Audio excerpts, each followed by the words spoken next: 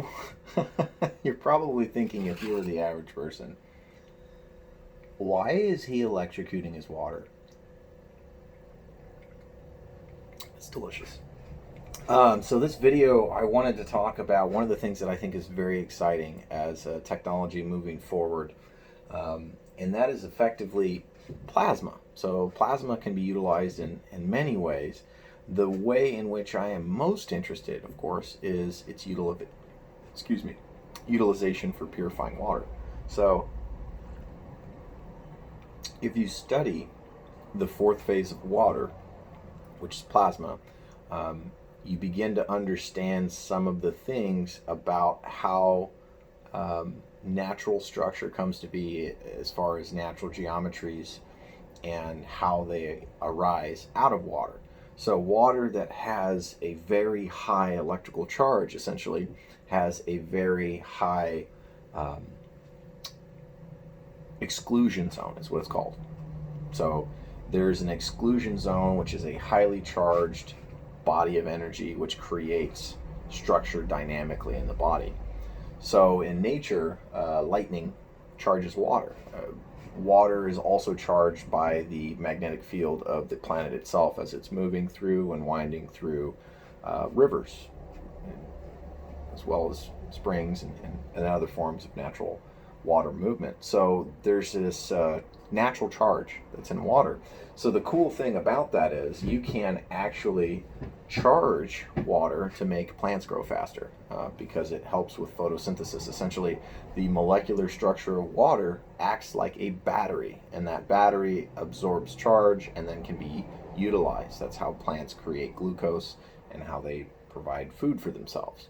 So healthy water actually creates a greater strength within the body as far as resilience, and effectively your entire immune system is enhanced, your digestive system is enhanced. So there's a lot of things that make water really important. One of the fascinating things to me about plasma water is the fact that it doesn't require contamination. You don't have to contaminate the water with harsh chemicals in order to purify it. You can simply utilize high energy discharge in order to essentially irradiate all of the bacteria, all microorganisms, all pharmaceutical contaminants essentially get stripped down to their elemental particles. So it allows for a much higher purification of water, and in a way in which it is actually enhancing the health of essentially anybody that drinks it. So for me, the idea of plasma water is something that I'm really just starting to experiment with. And so I'm looking at creating technologies that allow for more efficient production of plasma water. So what you just saw, that's one way of doing it, but it's certainly not the best way of doing it. And I'm slowly learning and growing as far as that's concerned, but I think it's something that's going to be really exciting in the future. I'm going to include a few links for plasma water sanitation systems. There's also a link I'll include for Tech Talks for as far as the scientifically measured effects of plasma activated water on plants. I thought it was very fascinating, enhancing the growth rate of plants, plant resiliency, lowering the need for pesticides and herbicides.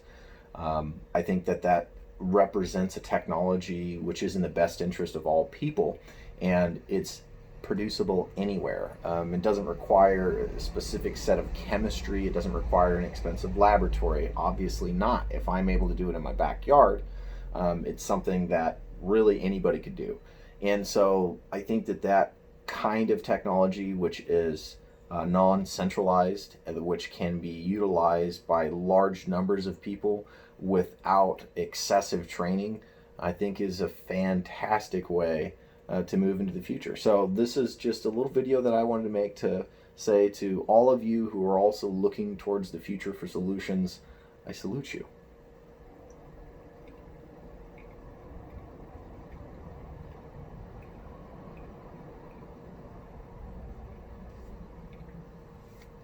Because water is life, and life will find a way.